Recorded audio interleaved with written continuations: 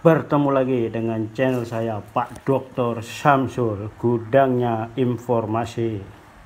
Pada pembahasan kita yang kedua, kita akan kupas tentang perkuatan bangunan sebelum terjadi gempa.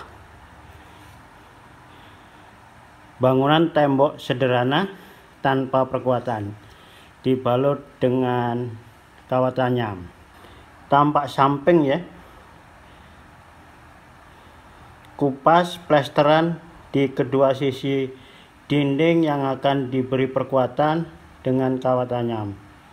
Jadi dikupas dulu dindingnya sebelum diberi kawat anyam.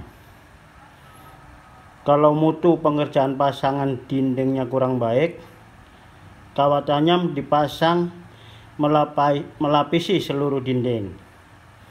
Kalau mutu pekerjaan dinding cukup baik, kawat anyam cukup dipasang di arah vertikal saja maupun horizontal sebagai pengganti balok dan kolom praktis dengan lebar kurang lebih 50 cm.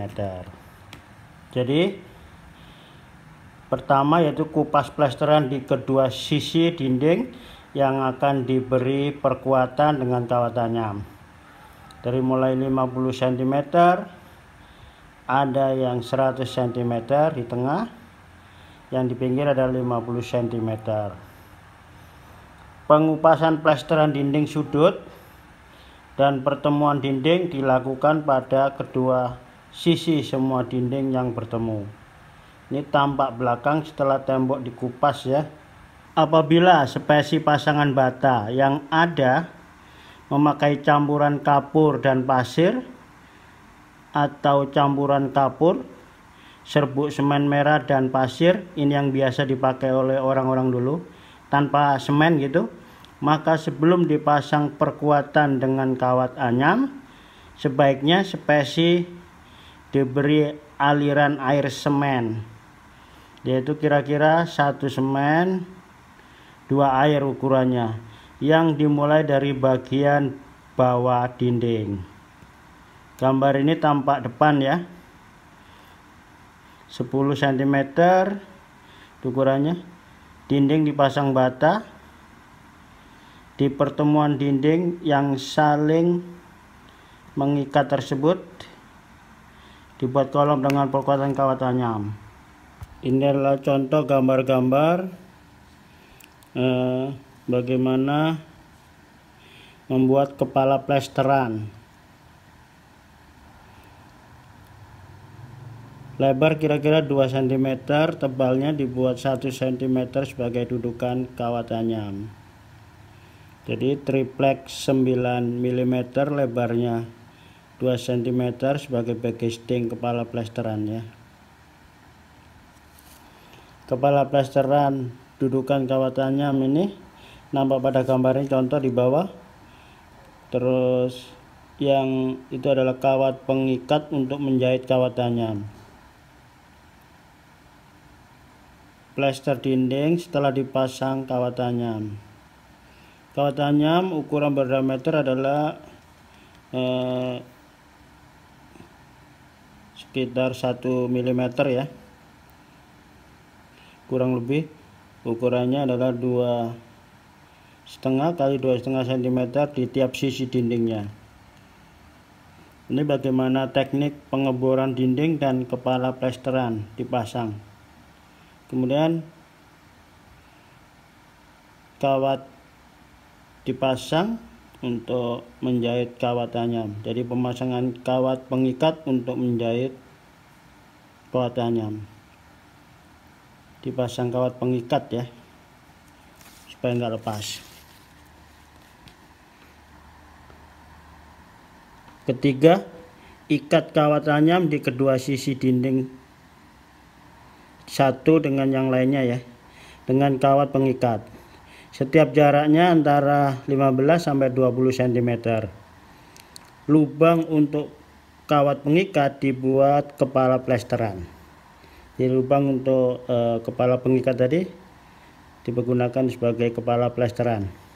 Jadi kepala plesteran untuk dudukan kawat tanyam tebalnya 1 cm, lebarnya adalah 2 cm lebih. Detail perkuatan dinding.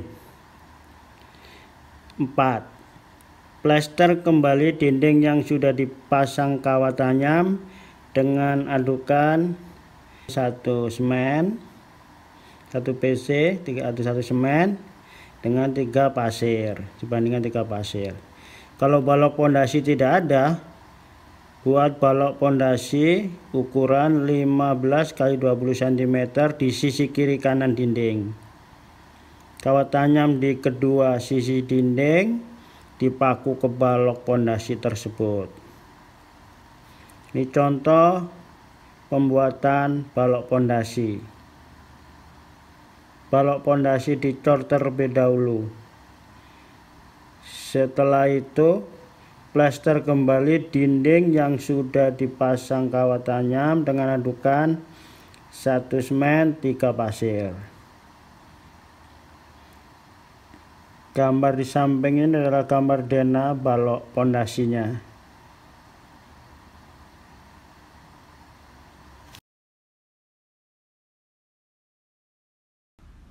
Balok pondasi dapat dibuat di bawah maupun di atas lantai.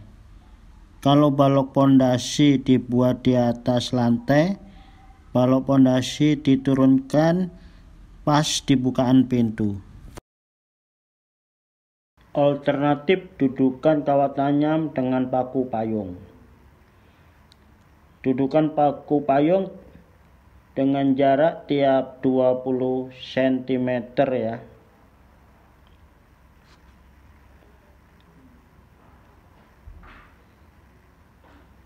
Gambar ini detail, lihat tampak samping paku payung dan kawat beton.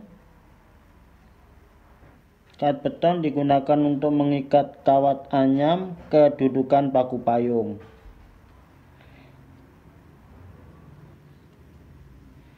Tanam paku payung dan beri jarak 1 cm antara kepala paku dan permukaan dindingnya.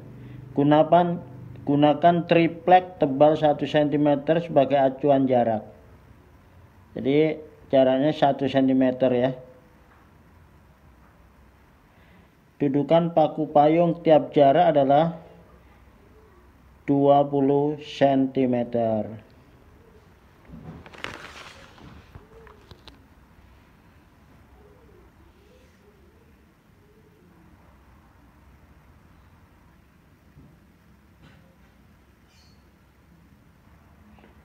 Kalau kita lihat di gambar sebelah kanan, overlap kawat tanyam kurang lebih adalah 10 cm. Posisi kawat tanyam di atas dudukan paku payung. Kawat tanyam diletakkan di atas dudukan kawat tanyam dan diikat dengan kawat beton. Buat lubang setiap jarak itu adalah 40 cm kurang lebih. Masukkan kawat beton dan ikat kedua sisi kawat tanyam. Jaraknya sekitar 40 cm ya. Lubang untuk kawat beton.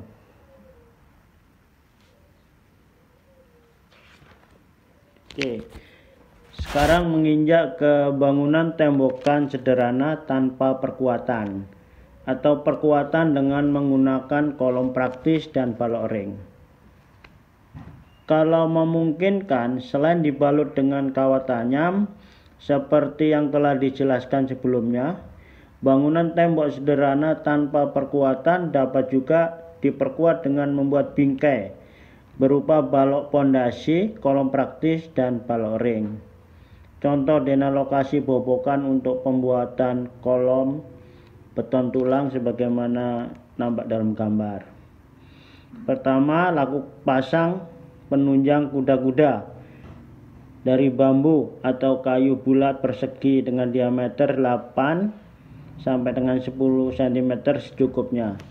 Langkah kedua, bobok dinding kurang lebih 20 cm di sudut pertemuan pasangan dinding bata untuk pembuatan kolom beton. Ketiga, kalau luas dindingnya lebih lebar daripada 6 meter persegi, bobot juga dinding untuk buat kolom antara. Jadi ini gambar kuda-kuda ditunjang dengan bambu atau kayu yang bulat ya, persegi gitu, 8-10 cm secukupnya. Kemudian dinding dibobok kurang lebih 20 cm, disesuaikan di tempat ya. Kemudian 4 itu adalah bobok spesi ya. Setelah itu bobok spesi sepanjang minimum 40 cm setiap 6 lapis bata untuk penempatan jangkar dinding. Catatan agar dicek ukuran sesungguhnya di lapangan ya.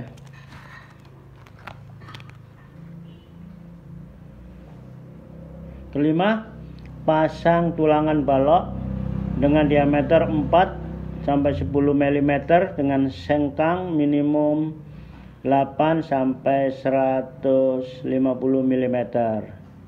Ada nampak dalam gambar. Tulangan kolom harus ditekuk masuk ke dalam balok ring dan balok pondasi. Tulangan balok ring harus dibekuk masuk ke dalam kolom. Jadi 5 itu pasang tulangan kolom 4, diameternya 4-10 dengan sengkang minimum 8-150 mm. 5C lanjut lagi, yaitu pasang jangkar 10 mm diameternya ya, yaitu dengan ukuran 40 cm kurang lebih setiap 6 lapis bata.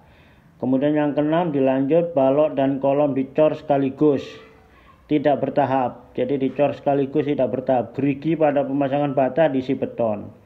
Kalau pondasi tidak ada, buat balok pondasi sekitar 15-20 cm di sisi kanan dinding.